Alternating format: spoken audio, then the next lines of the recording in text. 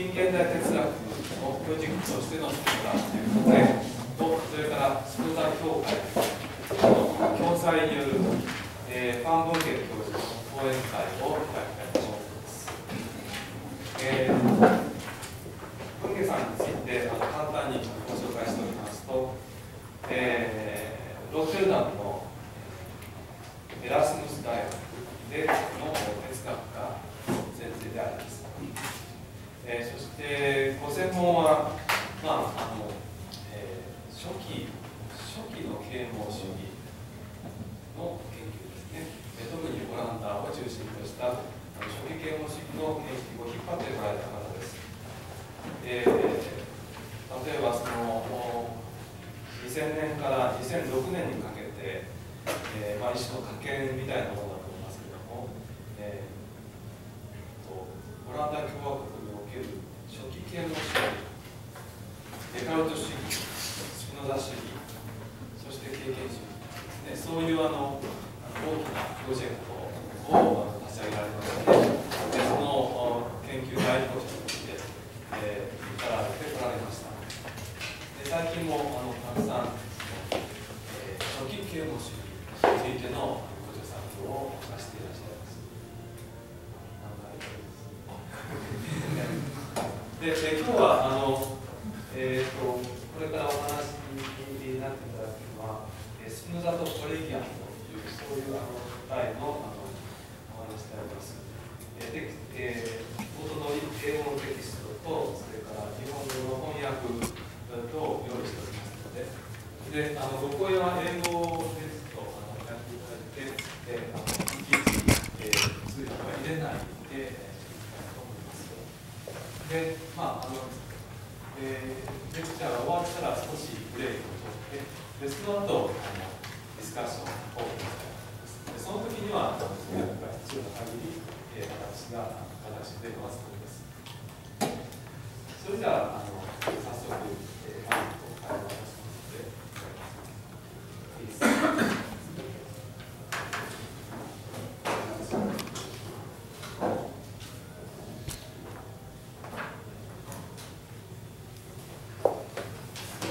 First, I should like to say how much I appreciate the opportunity to talk to you, and how grateful I am for Professor Osaka University for inviting me for what is effectively my first visit to the Far East.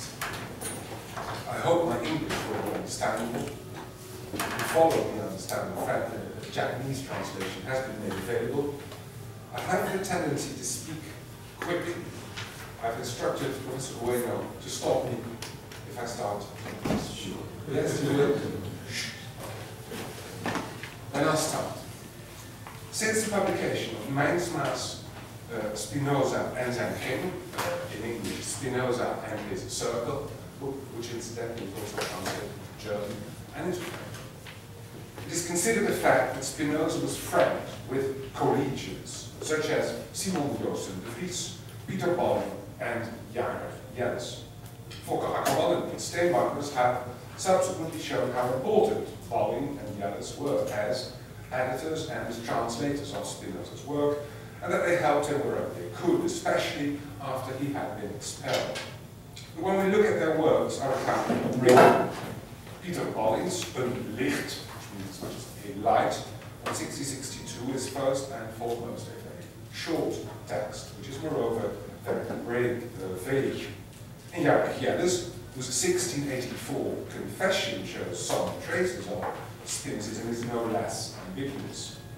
The only really outspoken Spinozist among the collegians, Johannes Bredeburg from Rotterdam, did not want to become a Spinozist at all, and his coming out was the cause of a long-lasting schism within the movement of the collegians. The brothers and sisters who took Bredeburg's point of view mainly seem to have done so because they believed in the sincerity of Bredeburg's struggle with Spinoza's work. Moreover, so far it has never been made likely that Spinoza, for his part, was particularly open-minded towards the theology of the collegians, not least because the collegians did not have a clearly distinct theology. Collegians were anything individualists, who often felt strongly attracted to spiritualistic and chiastic or millenarian varieties of Reformed Christianity, which were and remain essentially foreign to Spinoza. Nevertheless, this does not explain everything, for if one is searching for a theological impact, one could overlook the fact that the Collegians' significance for Spinoza was, and that's my particular impression, not so much theological as political. Their impact would be felt not in Spinoza's theology or metaphysics, but rather in his political theory. Before I try to explain this in further detail, I must first expressly state how much I owe to Frank Mertens and Siep Stuurman's work on this matter. Briefly stated, I think Spinoza's political theory, and more in particular his preference for democracy, was to a major degree prepared by the debates among collegians about what they call the equality of believers.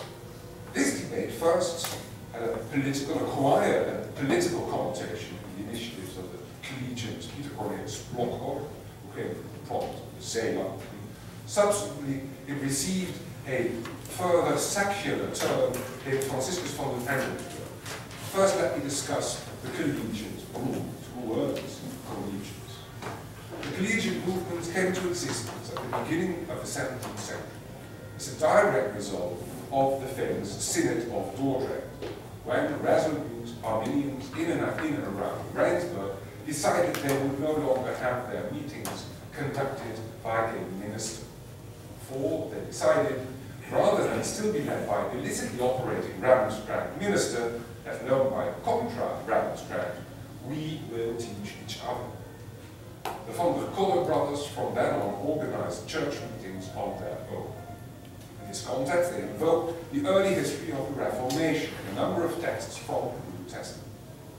The 14th chapter of the first letter to the Corinthians was quoted in particular, for apparently Paul had in his time also told followers who had to do without a minister to go about it themselves. As soon as the brothers Van der Kolk had furnished a house for their meetings, it was referred to as a collegium, and the participants as collegians. Their aim was mutual instruction, not in the way of preaching or education, as an 18th century source on the history of this movement has it, but by way of mutual research and study of the meaning of Holy Scripture.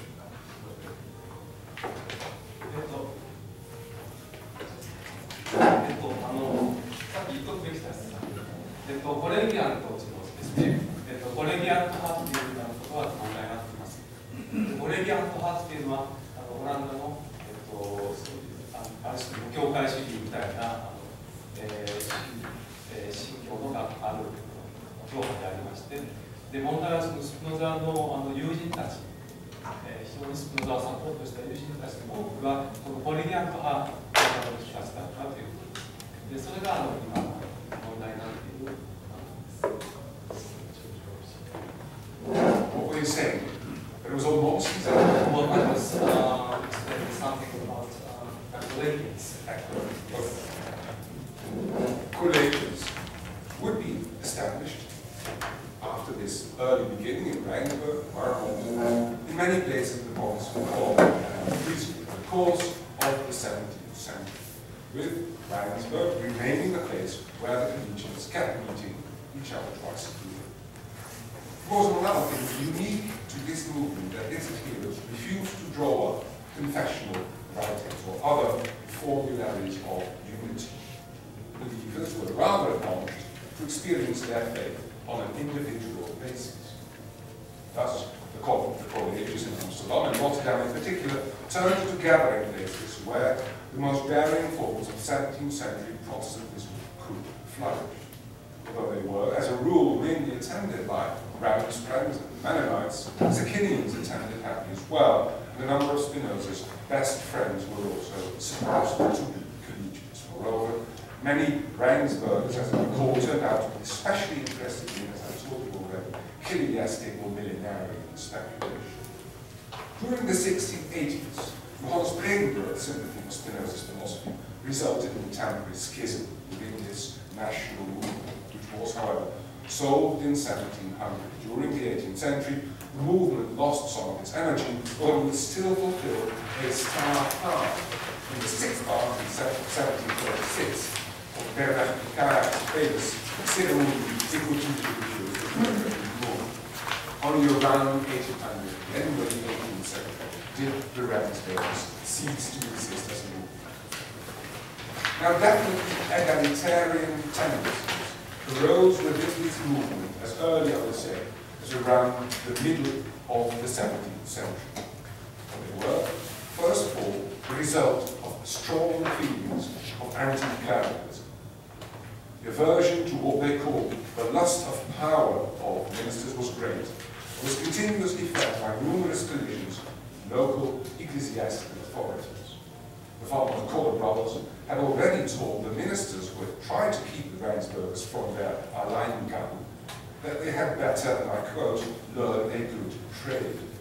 The collegian Johan Harteveld from Rotterdam wrote in his schriftuurlijke waardering van het hedendaagse prediken, or in English, scriptural critique of modern day preaching, what else is the aim of the establishment of the free colleges and the Rijnsburg meeting but to destroy by this establishment that dominating style of preaching?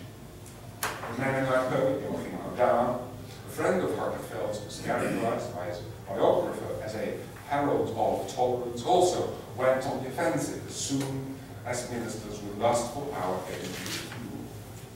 There were just as many fierce controversies among collegians in Amsterdam about the question what authority ministers should have. The so-called Lommerenkrijg, the War of the Lambs, erupted in the 1650s.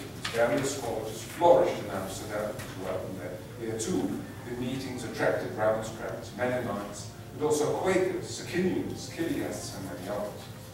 The behavior of the Mennonite minister Galenus Abrahams in particular became the subject of lengthy controversies, but similar conflicts arose in cities as Utrecht, Leiden, and Haarlem. And after the placard against Socinianism was made public in 1653 by the States of Holland, many local colleges fell into disrepute, and struggles about Mennonite orthodoxy flared up everywhere in the Dutch Republic. The collegians' ideas about equality were, in addition, a second source, if you will, by a pacifism which seemed somewhat Mennonite. Harteveld argued in the rechtweerloze Christen, or in English, the truly defenseless Christian, that no Christian should ever dominate or try to dominate others, neither his fellow citizens, nor his servants, wife, or children. In his opinion, there was only one sovereign, Christ himself, whose kingdom, as is well known, is not of this world. It was also fit for a Christian to try and be humble and patient when faced with injustice, and Harteveld, the rich son of a man, put this into practice. He endowed to care for the poor with a large sum of money and consistently refused to be appointed in any government office. The collegian belief in equality was finally inspired, my third collegian source, by a strong feeling of human fallibility. The Rijnsburg is often quoted work by the Remonstrant theologian Simon Episcopius, the author of the Remonstrant Creed of Confession. I quote, God has nowhere made known that there should always be a referee in the church who speaks unerringly, neither did he point out who should always be this referee. The roots of this Reformation realization of fallibility are old. Cornhair's work in particular would remain popular among collegians for a long time. Proponents of Galenus regarded human fallibility especially as something that had become true in the context of the decline of the church. This was a popular subject among what we call the stepchildren of Christianity in the whole of the 17th century. The Reformation, as it was felt, had not succeeded in restoring the visible church of Christ, and therefore the only point was the continuation of what was called the invisible church. Galenus argued that as there is no express authority, order, or assignment of Christ the Lord himself, as he put it, to re-establish that visible church, free prophecies should be allowed while awaiting the approaching kingdom of peace and living in the fear of the Lord. followers would become known, particularly as a confidant of Spinoza's, wrote two pamphlets in this Lammerenkreeg, this War of the Lambs. Carneades' Chiasm does not appear in those pamphlets, whereas it can be found in Hartfeld's and Adam's work. Also, the more rationalist oriented Bunge felt that the lack of certainty about the organization of the true church established the necessity for tolerance. The weakness of man does not allow us to silence others. According to Bunge, the principle of equality had always prevailed among Mennonites too. The Collegiant Laurens Klinkhamer from Leiden in his turn talked the same view of ignorance, which was supposed to encompass all believers to an equal degree. I quote, "It therefore follows that no one can endow himself with any right to decide alone about good or evil, or things being true or false." There was someone from Rotterdam, again, who pointed out the consequences of human fallibility in the most confronting way. Johannes Bredenburg, brother-in-law of Abrahams, wrote two pamphlets about free prophecy. The first one entitled Praatje over tafel, tabletop, 1671, and Hell's aan de Raad, Wholesome Advice, 1672. The latter title, Wholesome Advice, is particularly worthwhile in this context because of the radical conclusion he draws in this text on the basis of the absence of what he calls a speaking judge. Bredenburg writes in 1672, "The state in which we all presently are is no other than the state of collaterality or equality, which can be clearly deduced from the absence of any ultimate authority or an acting judge. For if there were any ultimate authority, equality would be destroyed. But since there is no such thing, which is fully granted by all these Christians, which he means all Protestants, it follows that we are all on the same level or equal." Bredenburg went so far as to put into perspective even the Collegiants' own claims to truth on the biblical basis of their meetings. Apart from God, he says, no one knows what the consequences should be of such texts as 1 Corinthians 14. Now, the remarkable part played by the women within the Rotterdam colleges confirms that it's true that the egalitarian tendencies within the circle of Rotterdam collegians, such as Hartfeld, Ardaan, and Bredenburg, had a certain emancipatory effect. Mayor Willem van der Klaar's wife, sister of Hartfeld's, was regularly seen at the local colleges. From the middle of the 17th century, women such as Marie Presseltemans organized meetings of their own, where ideas were exchanged about theological issues. They invited guest speakers and traveled to the major meeting at Rijnsburg together. It would definitely seem that the Amsterdam College of Galees was a stepping stone for the renowned prophetess Antoinette Bourguignon, and she was confirmed in her own spiritual motherhood, as they were called. The etiquette among the collegians has often been defined as democratic. It avoided the use of titles, treasured humility, and addressed each other as brother or sister. Now, Peter Cornelis Blok, an activist from Zeeland, was the best known collegian who turned out to be willing to see social and political consequences resulting from the thought that all believers are really equal and that all lust for power is therefore evil. Much of Blokhuis's biography remains hidden, but it seems that he had his roots among Mennonites in Zeeland, possibly departed from Zeeland with Galees, the famous leader of the Amsterdam Collegians, to Amsterdam. It is a fact that in Amsterdam he was seen as a Galeest, but he also tried, and this is where it becomes interesting, tried to get into contact with Oliver Cromwell in England in the course of the 1650s. Cromwell seems to have been seriously interested in Blokhuis's utopian project to establish cooperative communities for the poor in Puritan England. Although there seems to be millenarian incentives in his work, his main work is likely to have been of another nature. He was concerned with what he called the great inequality and disorder of man in the world. To start with, complete freedom of conscience should be declared in these new utopian societies. The colleges in Holland were a clear model of the theological practice that Locke envisioned for England. Moreover, as he concluded, to deal equally in matters of religion towards subject is not only good and pious, but is also the foundation of a good government. Equal Christians should, in other words, be treated as equal subjects, that is, citizens of equal standing. It may be useful to give this some further thought, because we, living in the 21st century, are not surprised by the thought that people are essentially equal. The famous first sentence of Thomas Jefferson's American Declaration of Independence says, "We hold these truths to be self-evident, that all men are created equal." But in the 17th century, this was still anything but self-evident. On the contrary, it was a completely revolutionary insight, an insight that I think is still completely counterintuitive even today. It is a fact that people have always lived everywhere in circumstances that make them unequal.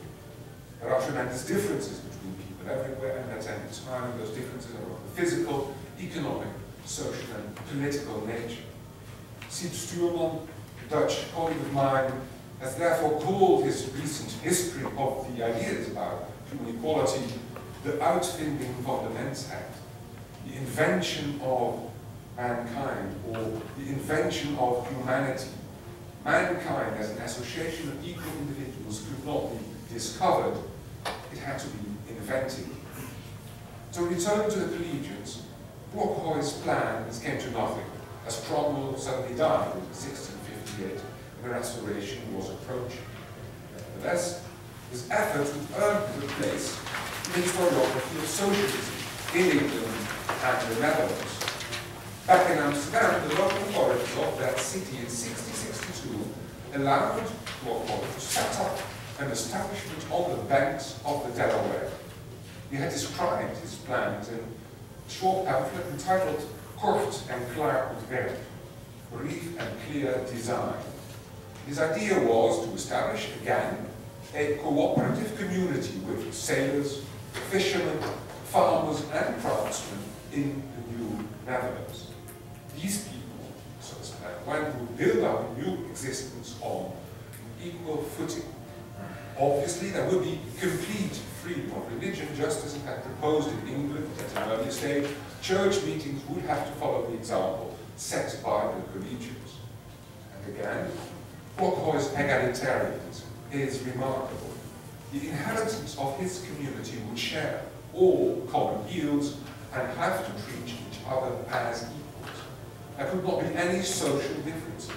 I quote, "The name of servant or maid are not in use among us, where each expects their share of the profit on an individual basis." Now this new establishment at the banks of the Delaware fared badly. Only 1.5 years after 41 emigrants had set foot ashore the Woerenkill in July of 1663, the British Army destroyed the establishment completely. A few Dutchmen seem to have survived this English onslaught, this attack, but there have been no traces of Blockhoy himself since. We just don't know what happened to him. If there was one report that was actually seen many years later, blind, that was probably not true. Just know that he seems to have vanished. At home in Amsterdam, he had in the meantime become renowned. There were not only rumors that in America he had pleaded in favor of polygamy, but also Franciscus van den Ende, who was writing radical pamphlets, became one of his followers. And this van den Ende, in his turn, was part of the same circle of which Peter Bolling too was a member, namely the circle of Spinoza. Even before Blockhoy and his followers left for the New World, Van den Ende had described Blockhoy's project in great detail. Apparently, he had become closely involved. For as early as 1662, he published, although anonymously, a quite detailed kort verhaal, or brief account about the special opportunities that Torquoy's establishment in the New World offered. And the local authorities, the city of Amsterdam, saw nothing in his ideas, and there was also a rift between him and Torquoy, but Van den Enden's plans were, it is true, far-reaching. It had been known for a longer period of time that Van den Enden played a major part in Spinoza's circle in the early 1660s, but thanks to Marc Béjaï, a French scholar, and Wim Kleef, a Dutch scholar, we can now attribute both the Korte Verhaal and its sequel, the Vrije Politieke Stellingen, a free political thesis of 1664, to Van den Enden. The Collegians' focus on the equality of believers now took a secular turn in Van den Enden's work, and his anti-clericalism must have shocked his contemporaries. Torquoy at least acknowledged Christ's authority, but Van den Enden went a few steps further in his opdracht aan den vertrouwde lezer, dedication to the trusted reader.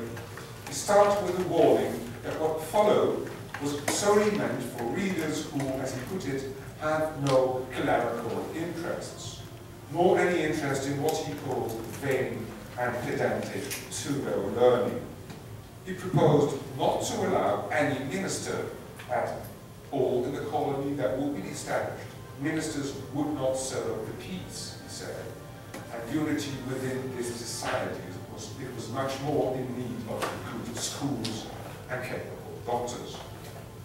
According to Van den Enden, too, equality served as the major foundation of this new colony, but just as Torquoy did not doubt the right to private ownership, Van den Enden did not deem it desirable to take away, as he put it, every distinction between persons. It's clear that people are different, and as long as the general interest does not suffer, I quote again, everyone's individual and natural equal freedom must be respected as well. According to Van den Enden, people are therefore by nature equal, but not the same. They are moreover free. Put it thus. And this alone is what we wish people to understand by our principal foundation of equality, namely, that in order to establish an orderly society, republic, or commonwealth of Christian citizens, such an even balance between more and less sensible people, more and less wealthy ones, male and female, the ruler and the ruled, etc., must be found through reason and experience in all matters. In brief, the colony in America should become a republic, and more in particular, what he called a popular government, or a free state of equals, a community governed by and for the people. In the preface, Van den Enden had already expressed his appreciation for the consideratio van staat, the political considerations, a famous text by the Lacour Robert of 1660.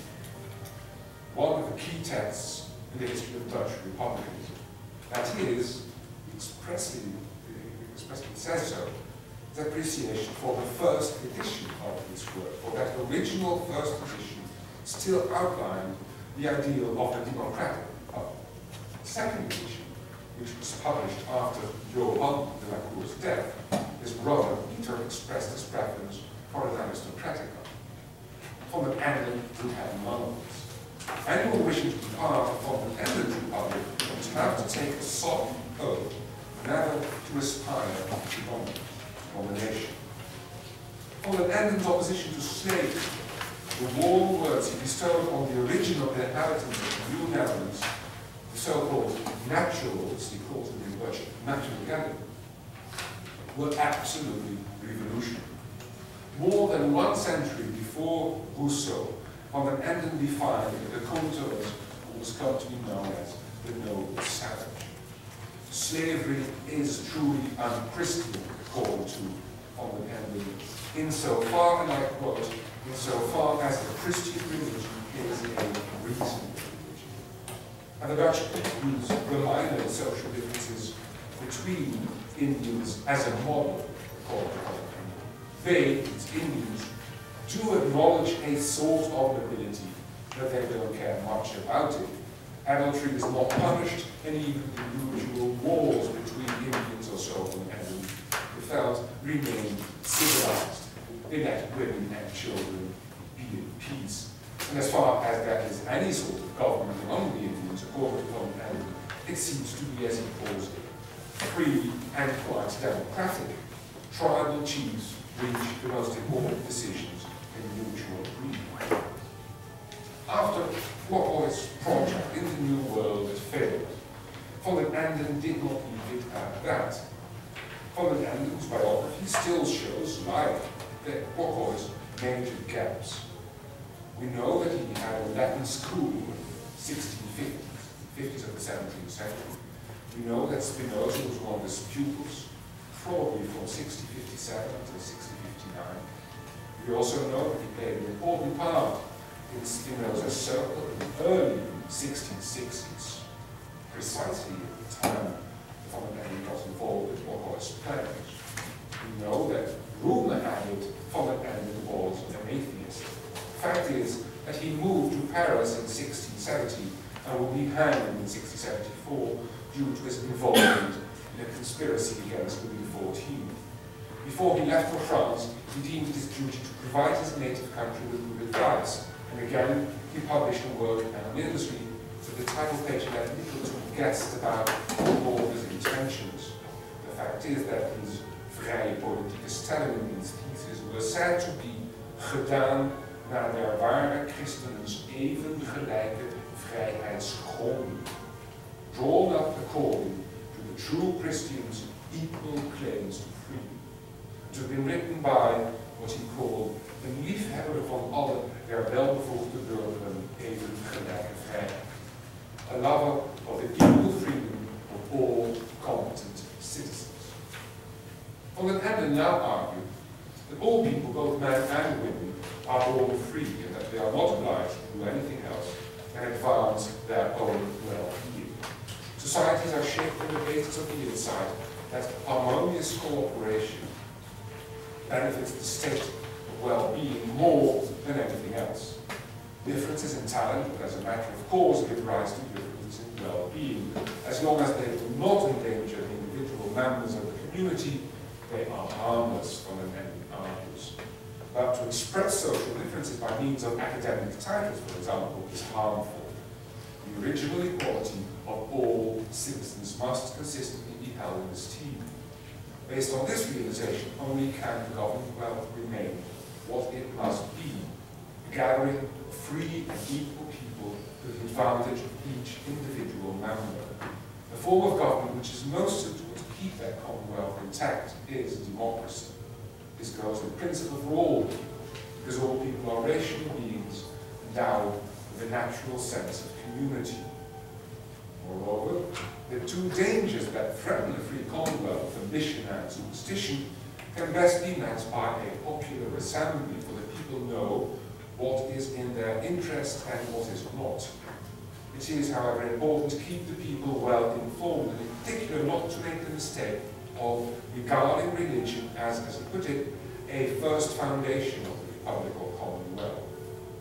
The atheist that Von den Enden was supposed to be clearly had a keen eye for the abuse made of religion throughout the ages. Cunning and guile effected that superstition in particular was fostered, and Christian churches arrogated to themselves power that was not rightly theirs. Legion echoes can be heard when Von den Enden argues that the visible church has nothing to do anymore with true faith. I quote again from the vrije politieke stelling.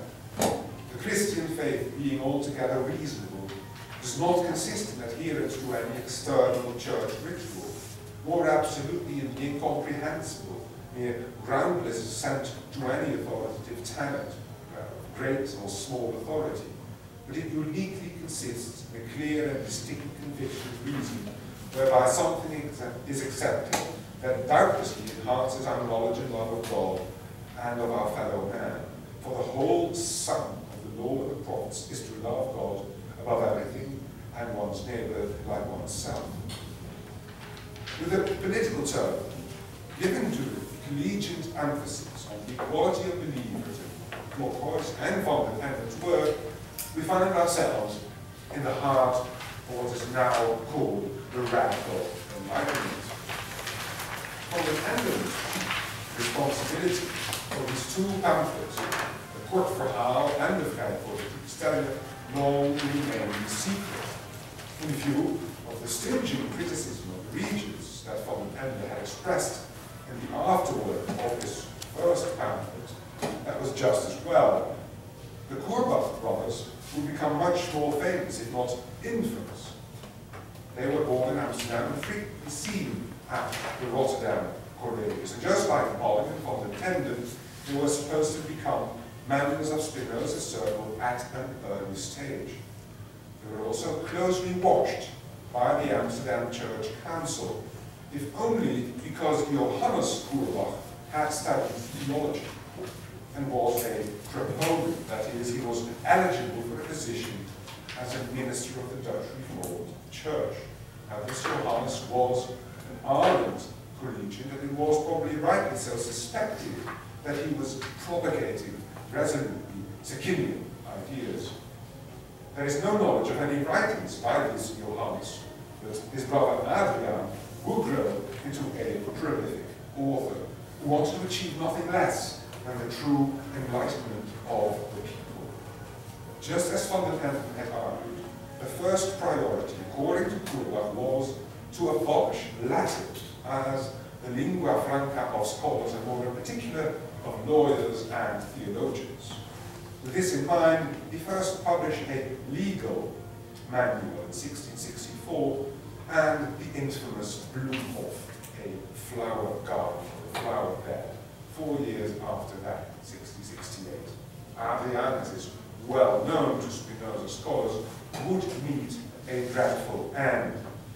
When he wanted to publish his Licht, the Licht schijnende in duistere plaatsen, light shining in dark places, still in 1668, just after the publication of the flower bed, he was arrested. He was convicted by the Amsterdam magistrate and put in jail. Some months later, he actually died in jail. And although Adrian was mainly interested in metaphysics, the critique of religion, he left little doubt about his political sympathies. In Bloemhof especially, read his explanation of the word ignoble. Korbach writes, a distinction is made among men, some being called noble, others ignoble. But I need to explain briefly who in my opinion is noble or ignoble. Ignoble is he who is without learning and understanding, even if he were born of the greatest king. Noble is he who is wise and learned, even if he were born of the poorest beggar. Also read his entry, democracy, Dutch democratie. Democracy. He calls it a government by the people, in which every true citizen can speak up.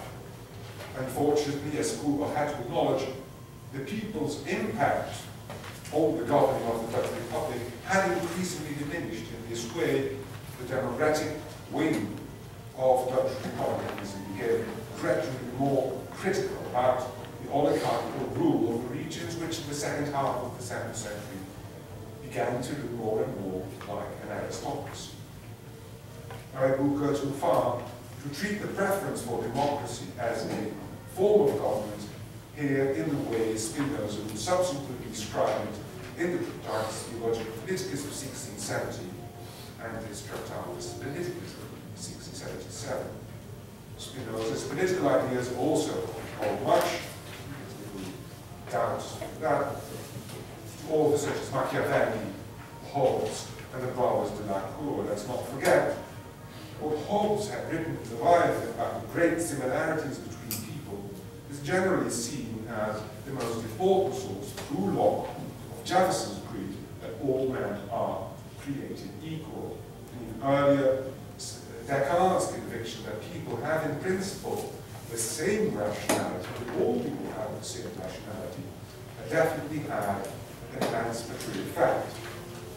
Nevertheless, Spinoza's political theory may of course also be seen as the pinnacle of the egalitarian tendencies as they arose in the 1650s and 1660s in the collegian circles which aided him after its expulsion in 1656 from the Portuguese syndicate. It is a fact that Machiavelli and Hobbes were no Democrats. Poirot von den Ende added a political dimension to the collegiate notion of equality in the early 60s of the 17th century. Spinoza was first writing on the first parts of the ethics, called God, the human mind. Nothing suggests a great political interest at that time in Spinoza's life. His earliest text, Tractatus de Legislación and the Court of Hungary, the short treatise, do not indicate any political interest either. Only from the middle of the 1660s, when he starts writing the Tractatus Theologico Politicus, does he deal with political problems. 100 years before Rousseau, Spinoza arrived in the Tractatus at the revolutionary conclusion that democracy results in the best form of government. Stuurman has rightly pointed out that nevertheless, Spinoza and von Enden exclude women from all political decision-making. But whether that means that Spinoza became unfaithful to the idea that all people are by nature equal is questionable, is the fact that Spinoza does not regard democracy as the ideal form of government from a normative perspective. According to Spinoza, a government formed by the people is, as a fact, the most natural form of government. The following passage from the 16th chapter of the Tractatus has become a classic phrase. For in the democratic state, Spinoza writes, nobody transfers his natural rights to another so completely that thereafter he is not to be consulted. He transfers it to the majority of the entire community of which he is part. In this way, all men remain equal as they were before in a state of nature. Democracy, from Spinoza's point of view, is a regime that is closest to human nature and that offers the best safeguards to protect the interests of as many inhabitants as possible. According to Spinoza, this makes democracy in principle also first and foremost a rational and stable form of government, a beautiful illustration, I would say, for how an original theological idea should get a completely new meaning. Please note that this happened, of course, in the context of this radical enlightenment. Spinoza's preference for democracy, therefore, is not so much based on an ideal, but on a fact, which he found confirmed empirically in the history of human communities. It also is a fact that women in the 17th century could hardly act on their own authority, if only because they were economically dependent on man. That women could operate relatively independently, precisely in the Dutch Republic. Now, whether Spinoza's political philosophy is truly modern remains questionable, I would say, but nothing in Spinoza's political philosophy justifies that women must be dependent on man. On the contrary, I would say, it is ultimately Cartesian recognition of the existence of a single human nature, which of course is then taken in an anti-Cartesian sense, because people, according to Spinoza, are not autonomous substances, but modifications of a single substance, who are naturally striving to maintain their existence, offers the opportunity to accommodate the ambitions of all people. Thank you.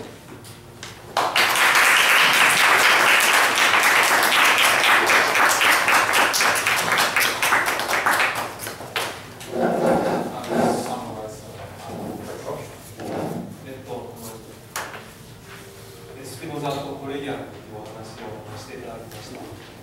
コレギアントというのはスピノザと非常に関係深いとさんがおっしゃいましたけれども、我々そのコレギアント派どんな人がどんなものだったのかほとんど知らないと思うんです。それを説明ですね、実証的にお話を伺いました。で、驚くべきことにス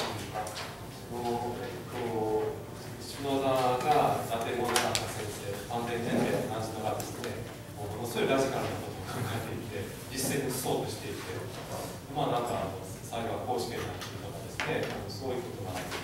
で、そういう中で、スピノザが自分の政治哲学を作っていった非常にそのバックグラウンド、宗教的、そして政治的なバックグラウンドを克明に描き出してくださっております。しかし我々スピノザをよく知っているものに関しては、本当にそのスピノザはその中で何を考えていたのかというのはやっぱりちょっといろいろ考えなきゃいけないことが多くているので、この後ですね、少しブレイクを取りまして、それじゃあ、